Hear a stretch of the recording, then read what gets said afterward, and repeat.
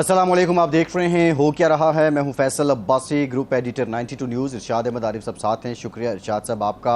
आज वज़ीर-ए-आज़म पाकिस्तान शहबाज शरीफ साहब ने ये कहा है कि उनकी हुकूमत 14 अगस्त तक है और फिर उसके बाद इलेक्शन कमीशन ने इलेक्शन करवाने हैं। सो ये अहम ख़त्म हो गया कि इलेक्शन होंगे या नहीं। वज़ीर-ए-आज़म ने ये कह दिया है कि ये पार्लियामेंट की मुद्दत मुकम्मल होने के बाद हुकूमत ख़त्म हो जाएगी और फिर उसके बाद इलेक्शन कमीशन इलेक्शन करवाएगा। ये इंतहाई इम्पॉर्टेंट बात है। इससे पहले पीपल्स पार्टी ने 8 अगस्त को असम्बलियाँ तहलील करने की बात की थी। दूसरी जानिब जो इलेक्शन एक्ट 2017 है, इसमें तकरीबन 73 में से 70 के करीब जो तजावीज़ हैं वो इलेक्शन इस्लाहात कमेटी को पेश की गई हैं और बड़े पैमाने पर हुकूमत इलेक्शन इस्लाहात करने जा रही है। और इसमें इंतहाई अहम मामला ये भी है कि जो सियासी जमात है उस पर पाबंदी का जो कानून है, अब ज़राए के मुताबिक पहले पार्लियामेंट पाबंदी लगाएगी और फिर उस पर अदालत का जो है वो फ़ैसला आएगा। ये अब किस तरफ सिलसिला जाएगा? क्या ये फिर से एक जो इदारों के दरमियान महाज़राई रही है पार्लियामेंट, और पिछले दिनों हमने ये देखा कि अदलिया के दरमियान मामलात चलते रहे हैं। कोई फ़ैसला अदालत करती थी तो उसको लेकर, या कोई अदालत का जो कंडक्ट था उसको लेकर मज़म्मती करारदादें पार्लियामेंट में आ जाया करती थी। ये सिलसिला किस तरफ जाएगा और अगर ये इस्लाह होती है तो फिर पाकिस्तान की सियासत पे क्या असरात होंगे? IMF के जो एग्जीक्यूटिव बोर्ड है उसकी आज मीटिंग होनी है। पाकिस्तान को $1.1 अरब मिलने की उम्मीद है। ये तवक्को की जा रही है कि आज जो IMF का प्रोग्राम है बाज़ाब्ता उस पर दस्तखत हो जाएंगे और पाकिस्तान 9 महीने के लिए इस प्रोग्राम में चला जाएगा। अब इलेक्शन की बात हो रही है तो जो नौमौलूद जमात है इस्तेहकाम पाकिस्तान पार्टी, वो भी ये क्लेम कर रही है कि वो अब इलेक्शन लड़ेंगे, लेकिन अभी तक ना कोई तंजीम बाकायदा नज़र आई है, ना बाज़ाब्ता कोई जलसा हुआ है। इस्तेहकाम पाकिस्तान इन हालात में अगर इलेक्शन लड़ेगी तो वो कितने सीट्स ले पाएगी या उनकी स्ट्रेटजी क्या है, इस पर भी कुछ मुफस्सल बात करेंगे। इरशाद साहब, इलेक्शन होगा या नहीं, ये वो सवाल था जो पिछले कई हफ़्तों से हम लोग भी जहाँ जाते थे पाकिस्तान के अवाम पूछते थे कि कब होगा इलेक्शन, हो रहा है या नहीं हो रहा।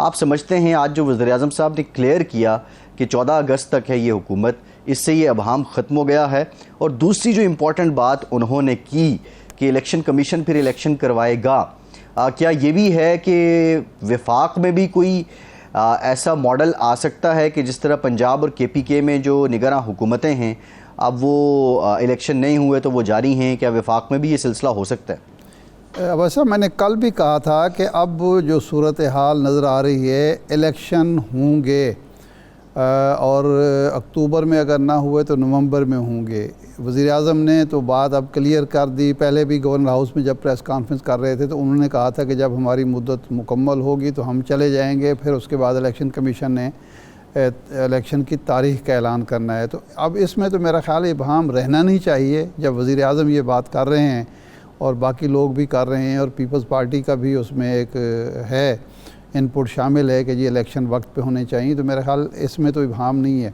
इसकी एक और वजह भी है, वो ये है कि ये जो हमें स्टैंड बाय प्रोग्राम IMF की तरफ से मिल रहा है, IMF ने उसकी वजाहत की है कि ये $3 अरब हम इस तरह से देंगे कि $1 अरब मौजूदा हुकूमत को देंगे, $1 अरब हम निगरान हुकूमत को देंगे और $1 अरब नौ मुंतखब हुकूमत को देंगे।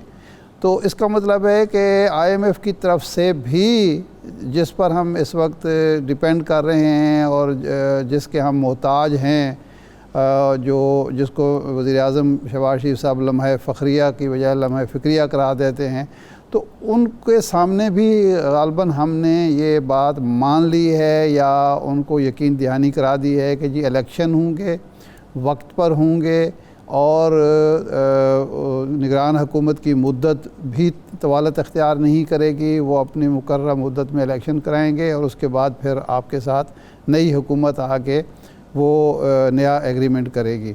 तो इसमें तो अब मेरा ख़्याल है कोई मामला रहा नहीं। लेकिन कल भी मैंने कहा था कि इलेक्शन वैसे ही होंगे जैसे 18 में हुए, 13 में हुए, 8 में हुए। कुछ चीज़ें पहले तय हो जाती हैं। 8 में जब इलेक्शन हो रहे थे तो सबको पता था कि जी पीपल्स पार्टी को इक़्तिदार मिलेगा। 13 में नज़र आता था कि जी अब मियां नवाज शरीफ साहब की बारी है। 18 में थोड़ा सा वो गड़बड़ हुई, लेकिन वो भी आसार वाज़े थे कि अब आ रहे हैं। तो इस लिहाज से पाकिस्तान वैसे खुशकिस्मत मुल्क है। हमारे यहाँ जो जमहूरियत है उसमें सरप्राइज़ का एलिमेंट नहीं होता, पहले से पता होता है कि जी फ़लाँ पार्टी फ़लाँ नहीं। तो अब इरशाद साहब आसार क्या हैं? अब आसार क्या हैं? कौन आ रहा है? आसार तो यही हैं कि मौजूदा हुक्मरान इत्तेहाद थोड़े बहुत फ़र्क के साथ, उसमें कोई एडजस्टमेंट के साथ यही इक़्तिदार में आएंगे और उसमें कुछ किसी का हिस्सा बढ़ जाएगा, किसी का हिस्सा कम हो जाएगा। वो तो अब साफ नज़र आ रहा है कि यही होगा। जी अच्छा इरशाद साहब, इस पे ना ज़रा हम डिटेल बात भी करेंगे। जो इलेक्शन इस्लाहात कमेटी ने तजावीज़ दी हैं उस पर हम मुफस्सल बात भी करेंगे। डॉक्टर फिरदौस आशिक आवान साहिबा ने हमें ज्वाइन किया है, मरकज़ी तर्जुमान हैं इस्तेहकाम पाकिस्तान पार्टी की। डॉक्टर साहिबा thank you very much for your time. Doctor साहिबा, अब वज़ीर-ए-आज़म साहब ने भी कह दिया कि 14 को मुद्दत मुकम्मल हो जाएगी इस हुकूमत की और इस असम्बली की, यानी इलेक्शन अब हो रहे हैं। लेकिन आपकी जमात अभी हाल ही में मंजर आम पे आई है, हमें कोई तंजीम भी उस तरह नज़र नहीं आती। अभी तक कोई आपने अपना जलसा भी नहीं किया है। आप इस असना में अगर इलेक्शन होते हैं तो आपकी तैयारी क्या है? बिस्मिल्लाहिर्रहमानिर्रहीम। जैसा कि आप जानते हैं कि इस्तेहकाम पाकिस्तान पार्टी जो है वो उसका एक लॉन्चिंग जो इवेंट था वो आपने देखा था कि 100 से ज़ायद पार्लियामेंटेरियन और टिकट होल्डर और अवामी नुमाइंदे जो थे उसमें उन्होंने शमूलियत इख्तियार की थी। उसके बाद जो उसका अगला ज्वाइनिंग का एक लाएअमल है वो इंशाअल्लाह अगले हफ्ते से बाज़ाब्ता तौर पे और कल से स्टेप बाय स्टेप जो है वो आगे बढ़ना शुरू हो जाएगा। क्योंकि आपको इल्म है कि जहांगीर तरीन साहब के भाई की वफ़ात की वजह से ईद के बाद जो है हमारी भरपूर जो है वो पॉलिटिकल एक्टिविटी जो है वो नज़र आनी थी। और हम अच्छा डॉक्टर साहब, क़ता कलामी की मुआफ़ी, एक ब्रेक के बाद वापस आएंगे, गुफ्तगू का सिलसिला यहीं से जोड़ेंगे।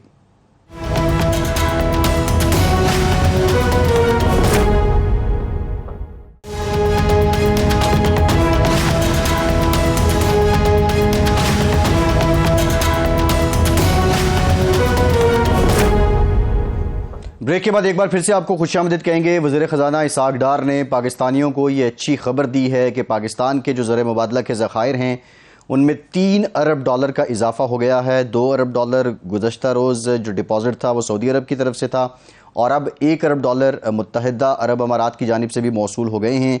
आज एक और डेवलपमेंट का इंतज़ार है। जिस तरह इब्तिदाइये में कहा था कि IMF की जो एग्जीक्यूटिव बोर्ड है उसकी मीटिंग भी है और तवक्को की जा रही है कि बाज़ाब्ता IMF प्रोग्राम भी पाकिस्तान के पास आ जाएगा।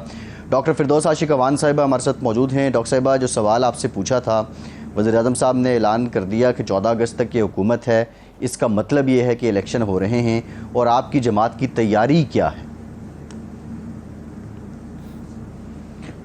देखिए, ये तो एक कॉन्स्टिट्यूशनल बाइंडिंग है। वज़ीर-ए-आज़म ने कोई एहसान थोड़ी किया इस कौम पे कि उन्होंने ये कह दिया कि ये हम जा रहे हैं तो कोई एहसान अजीम हो गया। ये पाकिस्तान के आइन के अंदर जो उनकी एक आइनी मुद्दत है वो इसी तारीख को पूरी हो रही है। हाँ, अलबत्ता ये उस इबहाम और गैर यकीनी की सूरत हाल को ज़रूर ख़त्म करेगी स्टेटमेंट जिसमें ये कहा जा रहा था कि शायद मौजूदा असम्बलियाँ जो है उनका मुद्दत को बढ़ा दिया जाए। जहाँ तक इस्तेहकाम पाकिस्तान पार्टी की सियासत का ताल्लुक है तो देखें, हम एक इनफरादी हैसियत से एक इंडिपेंडेंट जमात के तौर पे अपने शनाख्त और निशान पे हर हल्के में इलेक्शन लड़ेंगे। हमारा फोकस और टारगेट ये है कि जो हमारे वो इलेक्टेबल्स जो 100 से ज़ायद हमें ज्वाइन कर चुके हैं और जो तकरीबन कई दर्जन जो पाइपलाइन में अभी तरीन साहब की मसरूफियत की वजह से हम उनकी ज्वाइनिंग्स को डिले कर रहे हैं। जो ही तरीन साहब इस गम और इस वक्त जो अलमनाक सानिया उनकी फैमिली में हुआ उससे बाहर आते हैं तो एक कंसिस्टेंट ज्वाइनिंग जो है वो शुरू हो जाएंगी और हमारे इलेक्टेबल्स का जो हर हल्के के अंदर वजूद है वो बरकरार हो जाएगा। अब दूसरी चीज़ ये है कि इलेक्शन में कैसे जाएंगे। देखिए, इलेक्शन के अंदर जाने के 2 तरीके हैं। ایک ہے کہ آپ سوشل میڈیا میں کینڈیڈیٹ بن جائیں اور ٹویٹر کے اندر ٹاپ ٹرینڈ بنائیں اور آپ کہیں گے میں بڑا فیوریٹ کینڈیڈیٹ ہوں یا میری بڑی پاپولیرٹی ہے. تو دوسرا یہ ہے کہ وہ لوگ جن کا عوام سے نچلی سطح پہ رابطہ ہے، عوام کے ساتھ ان کا ایک جینا مرنا ہے، عوام کے ساتھ ان کے دکھ سکھ میں وہ لازم و ملزوم ہے، تو وہ افراد ہم ان کو اپنی ٹیم کے اندر لے کے آئیں اور پھر ان کے ذریعے ہم عوام کے دروازے پہ دستک دیں. جو پہلا پروسیس تھا کہ ہم الیکشن کمیشن کے پاس ایز اے پارٹی رجسٹر ہوں، وہ اسی ہفتے وہ کمپلیٹ ہو جائے گا. پھر اگلا پروسیس ہے کہ ہم نشان کے لیے آگے بڑھیں، وہ بھی ہم الیکشن کمیشن کے جو بائی لاز ہیں ان کو فالو کرتے ہوئے اپنا جو ایک قانونی راستہ ہے اس پہ روا دوا ہے. پھر اس کے بعد یہ ہے کہ ہمارا پولیٹیکل سٹرکچر جو ہے اس کو ہم مکمل کریں، پارٹی کے جتنے بھی عہدے ہیں ہمارے اور ذمہ داریاں ان کو بانٹے. ابتدائی طور پہ ریجنل کوآرڈینیشن کمیٹیز بنائی گئی. ان ریجنل کوآرڈینیٹ جتنے ہمارے ریجنز ہیں ان کے اندر ان کمیٹیز کو قائم کر کے ان کو ٹارگٹ دیا گیا کہ وہ ڈسٹرکٹ لیول پہ کوآرڈینیشن کمیٹیاں بنائیں اور پھر الٹیمیٹلی وہ ڈسٹرکٹ لیول کی کمیٹیز جو ہیں وہ کانسٹیچوئنسی بیس پہ جا کے تو ایک نیٹ ورکنگ کریٹ کریں starting from grass root level. جو ہمارا ہوم ورک ہے وہ جاری ہے اور سیاسی لینڈسکیپ پہ ہم پرعزم ہے کہ ہم اپنی جگہ بنانے میں کامیاب ہو جائیں گے. ڈاکٹر صاحب آپ نے کہا کہ آپ الگ یعنی اپنے طور پر تنہا پارٹی الیکشن لڑے گی، ہر حلقے سے لڑے گی، پورے پاکستان سے لڑے گی، لیکن ایک خبر شائع ہوئی اور ابھی تک اس کی تردید نہیں ہوئی کہ اون چودھری صاحب جب لندن میں ملے میاں نواز شریف صاحب سے، پھر دبئی میں جا کے ملے اور کچھ اور لیڈر بھی ملے، تو ان سے سیٹ ایڈجسٹمنٹ مانگی گئی 30 نشستوں پر کہ 30 نشستوں پر آپ امیدوار کھڑے نہیں کریں گے، قومی اسمبلی کی غالباً ہوں گی. لیکن مسلم لیگ نون کا کہنا ہے کہ ہم صرف 5 نشستیں آپ کو دے سکتے ہیں. اس میں ترین صاحب کی نشست ہے، علیم خان صاحب کی نشست ہے، نعمان لنگڑیال صاحب کی نشست ہے، 1-2 نشستیں اور ہیں.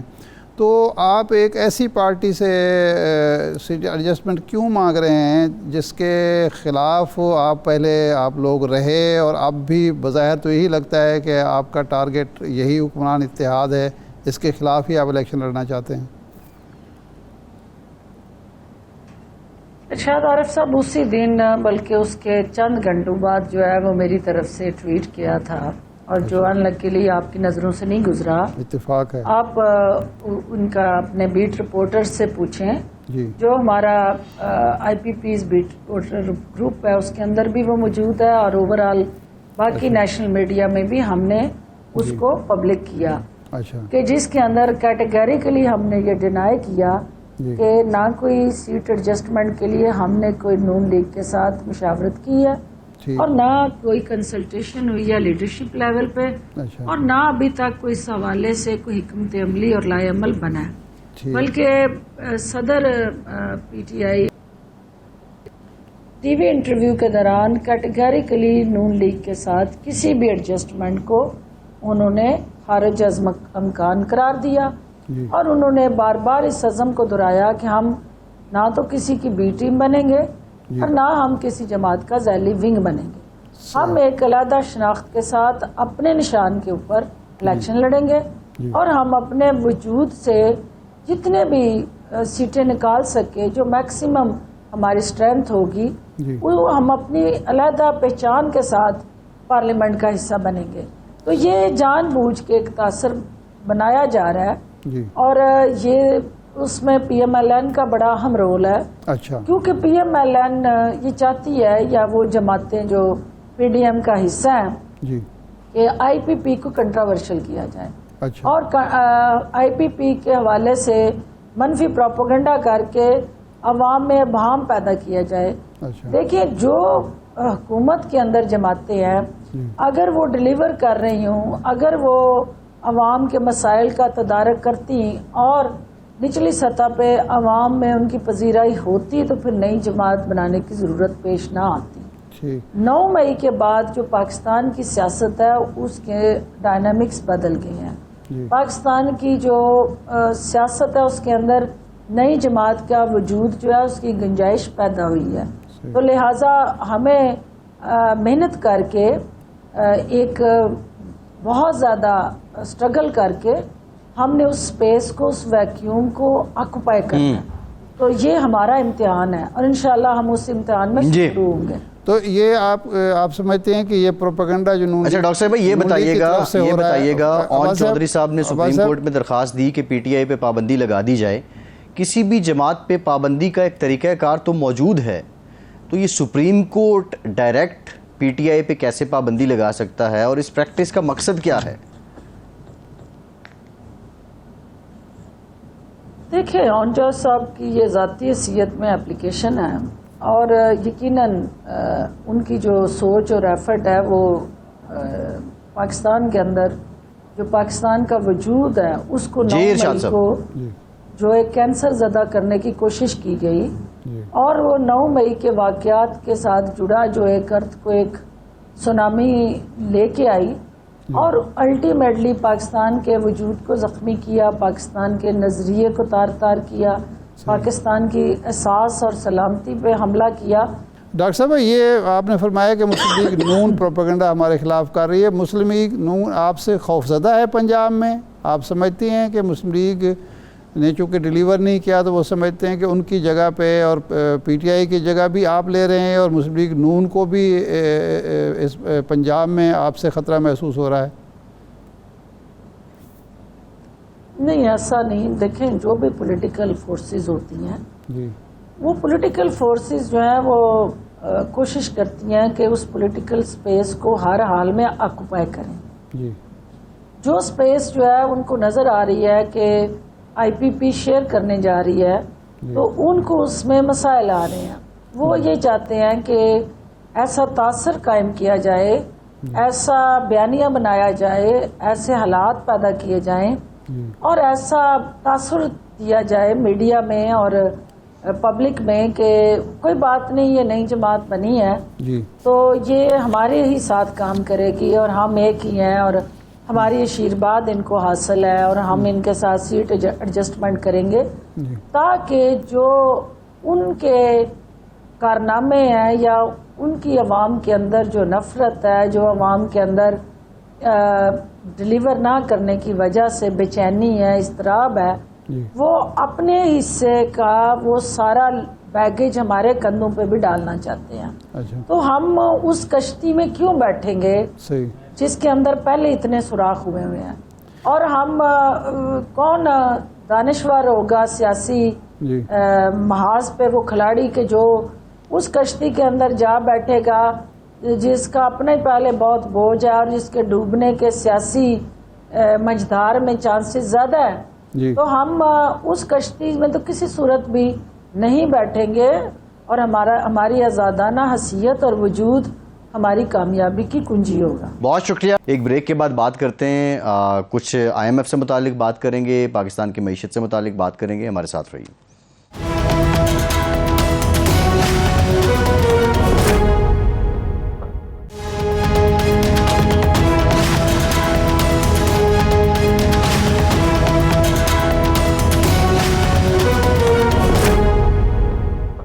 بریک کے بعد ایک بار پھر سے آپ کو خوش آمدید کہیں گے. شاہد حسن صدیقی صاحب پاکستان کے ماہ ناز معیشت دان ہیں، ہمارے ساتھ موجود ہیں. بہت شکریہ ڈاکٹر صاحب آپ کا.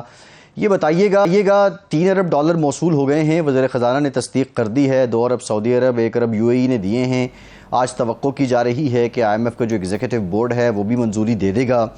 سوال ہمارا یہ ہے کہ یہ 9 مہینے کا سٹینڈ بائی پلان ہے، لیکن اگلے 4 مہینے میں یہ حکومت ہو یا نگراں حکومت ہو، کیا ہم ان لوگوں کو، انویسٹرز کو، کاروباری لوگوں کو اتنا انکریج پائیں گے کہ ہمارے پاس کچھ اپنے انویسٹمنٹ یہاں پہ آ جائے یا ہماری ایکسپورٹس بڑھ جائیں تاکہ زر مبادلہ کے جو ذخائر ہیں ان میں کوئی انڈیجنس موو آ جائے؟ بہت شکریہ. بڑا عام نقطہ آپ نے اٹھایا ہے. دیکھیے یہ جو آئی ایم ایف کا پروگرام ہے یہ وسط اپریل 2024 تک جو انتظام ہوا ہے، انڈرسٹینڈنگ ہوئی ہے، جس میں آئی ایم ایف بھی شامل ہے، امریکہ بھی شامل ہے، کہ اس وقت تک جب اگلی حکومت آئے اور وہ دسمبر میں بڑی رقم کے قرضے کے لیے اپلائی کرے اور اس کو ممکنہ طور پر 4 مہینے لگیں گے، اس وقت تک پاکستان کو ڈیفالٹ نہ کرنے دیا جائے. الا یہ کہ پاکستان کوئی خود بڑی غلطی نہ کرے. اس کا مقصد قطعی یہ نہیں ہے کہ معیشت کو بحال کیا جائے, اس کا مقصد قطعی یہ نہیں ہے کہ عوام کو کوئی سہولیات دی جائیں, اس کا مقصد قطعی یہ نہیں ہے کہ طاقتور طبقوں کو جو مراعات دی جا رہی ہیں وہ واپس لی جائیں, یا معیشت کو ایسا بحال کر دی جائے جس سے کہ سرمایہ کاری بڑھے, بچتوں کی شرح بڑھے. ایسا کچھ نہیں ہے. صرف ہمیں اس وقت تک تیرتے رکھنا ہے جب تک کہ اگلا قرضہ سخت ترین معاشی اور سیاسی شرائط پر ملے.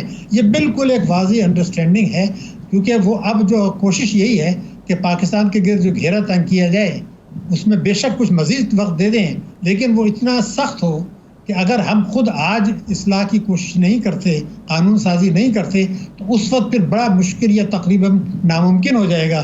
معیشت کو بچانا یا قومی سلامتی کو بچانا, یہی نئی سر جنگ ہے, یہی جو ہے نیو گریٹ گیم ہے, اور یہی ملکی اشرافیہ اور بیرونی اشرافیہ کا گٹھ جوڑ ہے. بالکل واضح ہوں میں آپ کے سوال کے جواب میں.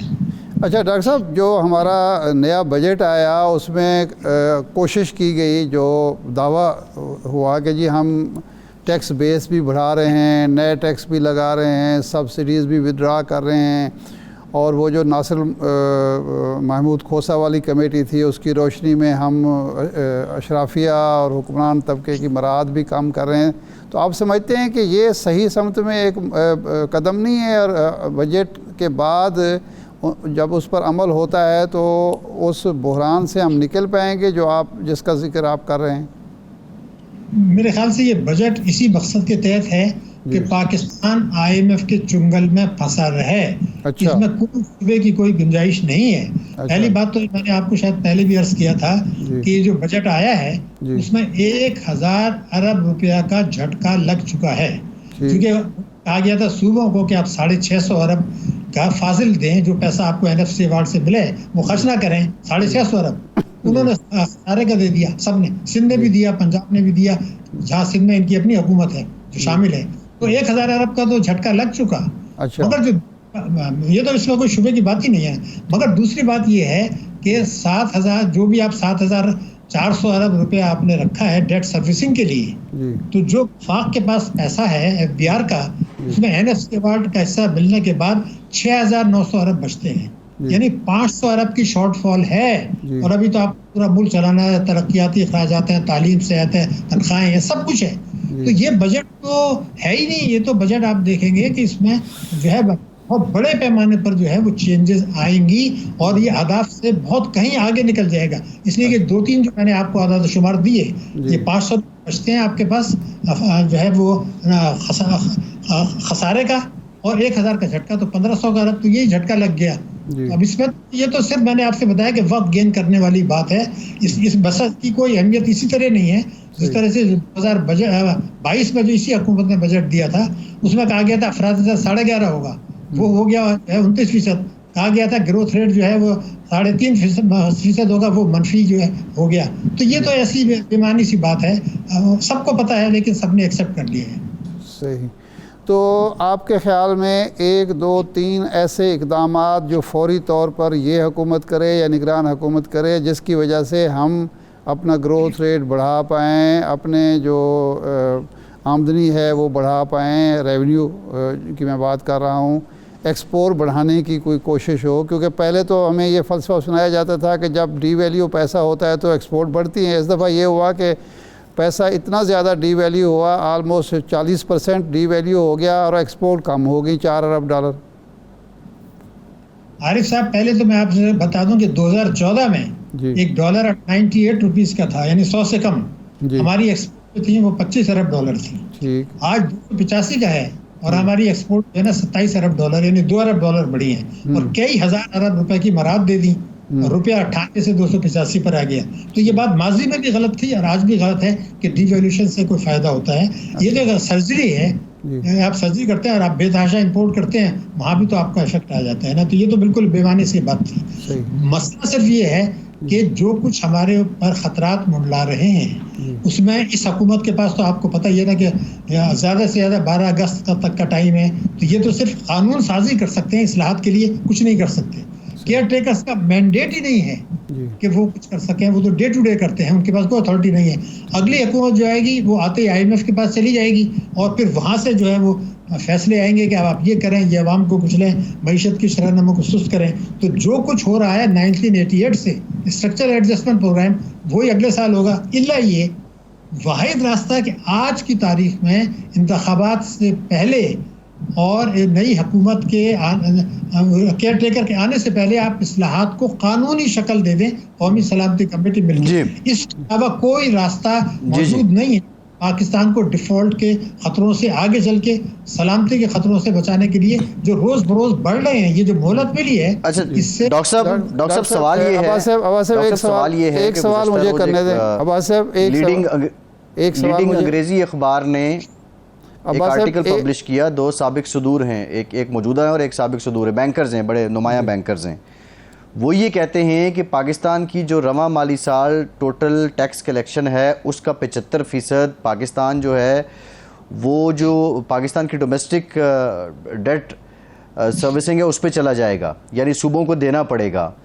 अब फेडरेशन के लिए ये कितना बड़ा चैलेंज है, और आप समझते हैं कि जो NFC के मुताबिक एक फार्मूला बनाया गया, सूबों को हिस्सा दिया गया और फिर उसकी मद में जो काम होने थे वो भी उस तरह नहीं हुए, तो इसके असरात अब क्या होंगे अगर 75% फेडरेशन ने सूबों को दे देना है? तो देखिए, बात ये थी कि जब NFC अवार्ड आया था, शौकत तरीन लेकर आए थे, उस वक्त पाकिस्तान में मैं पहला आदमी था जिसने के उसी दिन, और वो भी सरकारी चैनल पर कहा था कि ये बहुत बड़ा ड्रामा है। बात ये थी कि मैं ये जो आज बात मैंने आपसे 10 बरस पहले और इस दौरान में 1 दर्जन दफ़ा ये कहा है कि एक बहुत बड़ा अज़दहा हमारी तरफ चलाया जा रहा है, वो है बैंकिंग सेक्टर और स्टेट बैंक का गठजोड़। देखिए, मैं बड़ी वाज़ेह बात कर रहा हूँ, ये इतनी ख़तरनाक बात है जिसको लोग शर्मा रहे हैं। बात ये है कि ये फैसला हुआ कि तिजारती बैंक जो हैं, जिनका काम सनत, तिजारत, ज़राअत को कर्जे देना है, वो ज़रा कम दें और हुकूमत को ज़्यादा कर्जे दें बजट खसारे के लिए, ताकि टैक्सों की चोरी रोकनी ना पड़े और शाना अखराजात ना करने पड़े। इसमें स्टेट बैंक शामिल था। स्टेट बैंक ने बैंकों को पैसा दिया कि आप हुकूमत में सरमायाकारी करें, और IMF ने ये कहा कि स्टेट बैंक से आप कर्जा ना लें। तो तमाशा जो हुआ, और ये मैंने आपसे बताया कि इतना खौफनाक बात थी, और मैंने 1 दर्जन दफ़े से ज़्यादा ये कहा। उसके बाद तो दुनिया ने, हमने देखा कि पाकिस्तान से जो फॉरेन बैंक्स थी, उन्होंने कहा भाई ये आप क्या तमाशा कर रहे हैं, ये तो कंट्री रिस्क है। तो आज आपको पता है कि बैंक ऑफ अमेरिका यहाँ से चला गया, चेज मैनहट्टन बैंक चला गया, इंडो स्विस चला गया, और सिटी बैंक ने करना। सिर्फ 4 फॉरेन बैंक्स हैं। वो ये कहते हैं ये बहुत बड़ा कंट्री रिस्क है, ये तो डिफॉल्ट है। यही बात मैं कहता रहा हूँ शुरू से कि ये बड़ा खतरनाक खेल है। देखिए, 4 बैंक रह गई हैं, सब चली गई बात। 2 चाइनीज बैंक छोटी सी, एक सिटी बैंक जिन्होंने अपने आप को बहुत छोटा कर लिया, बंद कर दिया, और एक डोशे बैंक जो छोटा बैंक है। बाकी बारक्लेज बैंक, बड़ी बड़ी बैंक ऑफ अमेरिका सब चले गए। इसलिए कि आपने खेल जो शुरू किया वो इतना खतरनाक है कि ये जो आप फॉरेन डिफॉल्ट की बात कर रहे हैं, मैं तो ये कहता रहा हूँ कि ये जो डिफॉल्ट खुदा न खास्ता जिसकी तरफ हमें ले जाया जा रहा है, ये उस फॉरेन डिफॉल्ट से बड़ा है। ये आदत शुमार है, मैं आपको अभी बताता हूँ। और ये जब सिलिकॉन वैली फेलियर हुआ था तब भी मैंने कहा था ये ड्रामा क्या है। मैं आपको 2-3 फिगर दूंगा, सब वाज़ेह हो जाएगा।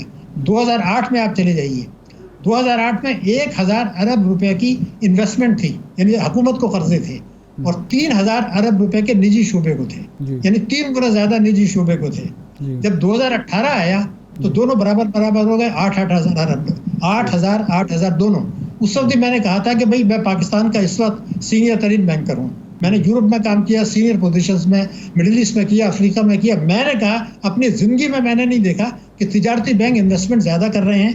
तो 2022 जो है उसमें 12,000 तो आपने किया है कर्जे निजी शोबे को, सनत, तिजारत, ज़राअत, और 18,000 आपने दे दिए हुकूमत को इन्वेस्टमेंट। अगर कभी कुछ झटका लगता है तो ये बैंकिंग सेक्टर पर नहीं लगेगा, ये पाकिस्तान इन्वेस्टमेंट बॉन्ड्स, ये पाकिस्तान की कौमी बचतें और आपके म्यूचुअल फंड्स। इसलिए कि दुनिया ये कह रही है कि ये जो आपने 18,000 के कर्जे दिए हैं ये क्रेडिट रिस्क है। आप कहते हैं जो हमारी करेंसी में, अरे भाई आपकी करेंसी में नहीं है, ये इस पर वो फड्डा डालेंगे। मैं ये बात कहता रहा हूँ, बड़े अरसे से कह रहा हूँ। डॉक्टर साहब, टाइम की कमी है। ये जो हम अब नया एक प्लान ला के आए हैं कि हम ज़राअत को तरक्की देंगे, ज़रूरी मसनूआत की तरफ जाएंगे, अपनी ज़मीनें हम UAE को, सऊदी अरब को, दूसरे लोगों को देंगे, वो यहाँ आके आबादकारी करेंगे 30 साल लीज़ पर, या 20 साल या 50 साल, जो भी मुद्दत होगी। तो उससे हम उस तरह की तरक्की करेंगे जिस तरह चीन में हुआ, जिस तरह इसराइल में हुआ, जिस तरह कई और ममालिक में हुआ। تو یہ ایک پریکٹیکل اور فیزیبل منصوبہ ہے اور اس میں ہمیں کیا کرنا ہوگا؟ دیکھیے میں تو جو اپنا میری زندگی کا نچوڑ ہے جی دنیا بھر کی معیشتوں کو میں نے اسٹڈی کیا ہے. جی آپ کی معیشت ٹھیک ہو ہی نہیں سکتی جی جب تک آپ جی ڈی پی کے تناسب سے ٹیکسوں کی وصولی ایک منصفانہ نظام کے ذریعے نہیں بڑھاتے. نمبر ایک، ٹھیک. آپ اپنی قومی بچتیں نہیں بڑھاتے جی ڈی پی کے تناسب سے جو کہ تیزی سے گری ہیں، اور ملک کی سرمایہ کاری نہیں بڑھاتے. قدرت کا نظام، اللہ تعالیٰ یہ کہتا ہے کہ ہم اس قوم کی حالت نہیں بدلتے جب تک خود نہ بدلیں. اگر آپ اپنی سرمایہ کاری نہیں کر رہے، آپ اپنی بچتیں نہیں کر رہے، اپنی ٹیکسوں کی وصولی نہیں کر رہے، تو آپ نے دیکھا کہ جب 10 سال ہو گئے آپ کا سی پیک کا ہوا، تو آپ کے 5 برسوں میں تو گروتھ ریٹ 2.7% ہے، جو کہ one of lowest in the history of Pakistan. یہ نہیں ہوگا. پہلے آپ اپنا گھر تو ٹھیک کریں، اس کے بعد پھول پتیاں پھل لگیں گے. اگر آپ کا تنا ہی نہیں ہے تو وہ کون سا درخت کھڑا ہوگا؟